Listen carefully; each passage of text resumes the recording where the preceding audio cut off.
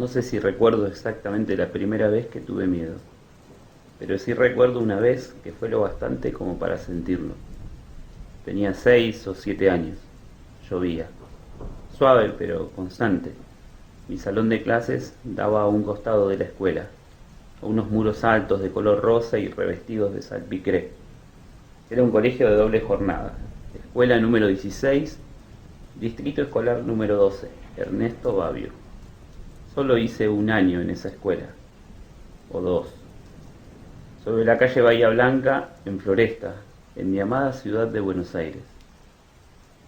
En la esquina de Camarones, a media cuadra del colegio, había un kiosco en donde solía comprarme un alfajor para el recreo.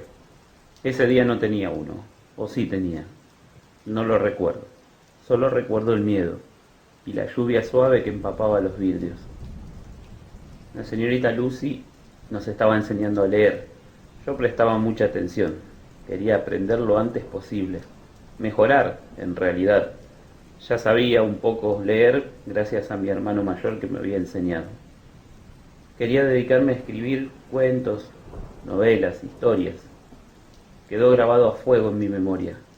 Un sonido sordo, gritos, vidrios que se rompían, corridas, una sucesión de sonidos secos, dos personas que pasaban muy cerca del salón como escabulléndose, y una maestra que entraba apurada. ¡Que se acuesten al piso! ¡Al piso! ¡Al piso! Y así lo hicimos. No hubo cuestionamientos, solo nos tiramos al piso y, haciendo caso a las indicaciones, nos ubicamos debajo de las mesas.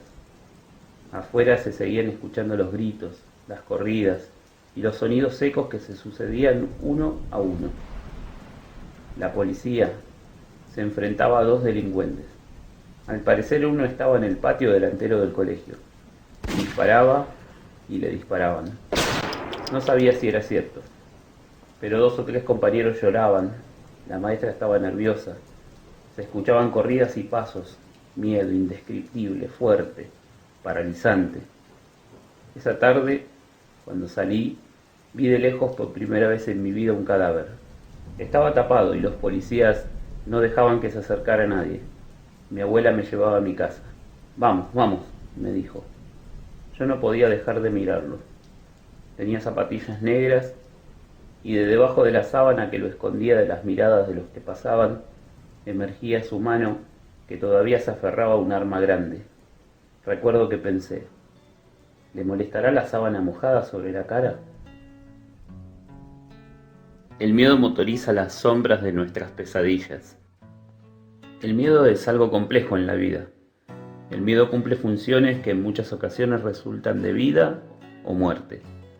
Pero el miedo también puede ser un arma, una forma de buscar inducir a un comportamiento eludiendo el camino de la razón. Yo no pensé por qué nos tirábamos al piso. El miedo y la posterior orden de una autoridad fueron suficientes para que todos obedeciéramos sin poner en tela de juicio si lo que hacíamos era razonable o no. Claro está que entonces lo era. Frente a un tiroteo, el famoso cuerpo a tierra es una de las primeras acciones que uno puede hacer a fin de ponerse a resguardo. Cuando tenemos miedo, lo primero que hace el cuerpo es concentrar nuestra atención en el estímulo desencadenante, es decir, estamos completamente atentos a aquello que está pasando, que nos causó esa alerta. Aumenta la presión cardíaca, el sudor, las pupilas se dilatan, desciende la temperatura corporal, aumenta el tono muscular. Hay variaciones en la capacidad eléctrica de la piel, sentimos más. Toda una situación de alerta, y en ciertas ocasiones el miedo produce una conducta de sobresalto. Esta es quizás la primera reacción. Nos ponemos a la defensiva. Subjetivamente estamos más dispuestos a la preocupación por lo que pasa, y es tanta la tensión física que el cerebro se esfuerza por no perder el control. De ahí que cualquier variación nos haga saltar, como se suele decir. Tenemos miedo. Hay casos particulares en donde el miedo tiene un ingrediente extra, lo desconocido. Alejandro Dumas escribió alguna vez, no hace falta conocer el peligro para tener miedo. De hecho, los peligros desconocidos son los que inspiran más temor. Temer por el temor mismo. Temer a algo que no podemos identificar nos somete a la tiranía de la sinrazón, del no cuestionar nada. Y al sentirnos desprovistos de la seguridad del control sobre uno mismo, lo primero que hacemos es obedecer aquello que es autoridad en nuestra vida. Entonces los niños, todos, se echaron al piso, porque lo dijo la maestra. No hubiese sido extraño que en ese momento todos nos hubiésemos puesto a gritar si la maestra nos decía: griten, griten. Teníamos miedo, sentíamos que ya no teníamos control de nuestro cuerpo y que algo malo nos iba a pasar. ¿Qué razón teníamos para usar la razón? Además, el miedo está siempre dispuesto a ver las cosas peor de lo que son, aseguró alguna vez Tito Livio. El miedo permite a los tiranos gobernar.